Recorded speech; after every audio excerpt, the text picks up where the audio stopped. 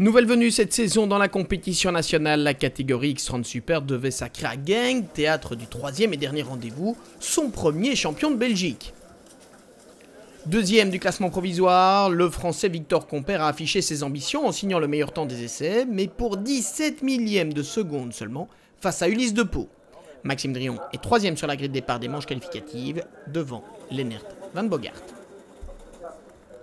Il pleut au moment de la première manche et il faut une sacrée maîtrise pour dompter la puissance du moteur Yamé, 275 cm3.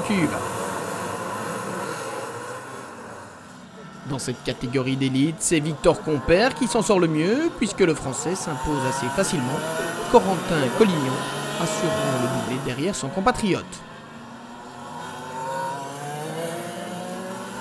Maxime Drillon étant pénalisé de 10 secondes pour un spoiler avant d'éclipser, c'est Ulysse de Pau, le numéro 31, qui se classe 3e.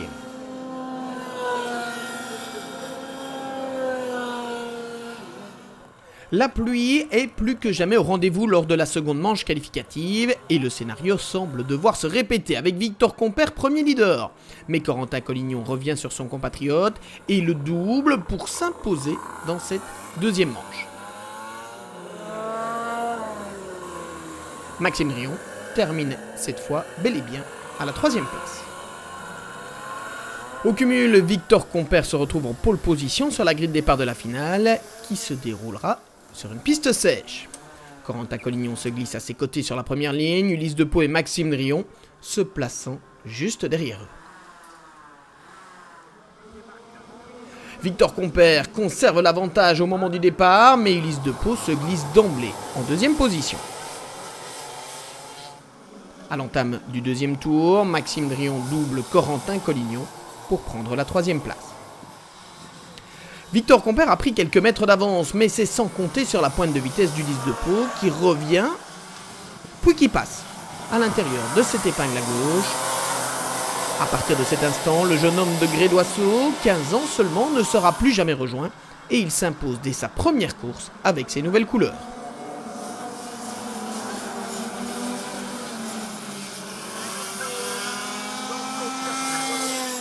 Je partais 3e, j'ai réussi à sortir 2e du départ et après j'ai directement dépassé Victor. Bravo à lui pour le championnat. Et puis j'ai direct fait le trou et j'ai pu gérer. La lutte pour le titre a été nettement plus indécise. Pour la 2e place, Victor Compère a en effet dû céder aux attaques de Lennert Van Bogart. On assiste alors à une lutte à distance entre Victor Compère et William Godefroy, numéro 75, 5e et dès lors virtuellement champion. Mais la fin de course réserve encore une surprise de taille. Lennert Van Bogart, 2e, est victime d'un problème technique dans le dernier virage. Victor Compère ne laisse pas passer l'occasion. Il double Van Bogart et les points de cette médaille d'argent lui permettent d'être, de toute justesse, champion de Belgique. Ça y est, enfin, ça faisait déjà 2-3 ans qu'on courait un peu après. On est venu plusieurs fois et là, ça y est. Enfin, nous avons concrétisé avec l'Ultimate RSD. Ça a été une belle saison, hein? Ouais, c'est une superbe saison parce qu'au début d'année, on est vice-champion d'Europe. Après, on a décroché le titre de champion de France à la Ville-Dieu. Et maintenant, champion de Belgique. Donc ouais, c'est déjà un bon début de saison. Après, il nous reste encore le mondial au Mans. Victor Compère est donc champion de Belgique, mais pour 2 points seulement, face à un William Godefroy forcément déçu. Ulysse de Pau a récupéré la 3e place après sa victoire de Genk. Corentin Collignon et Lennert Van Bogart rentrent eux aussi dans le top 5 du championnat.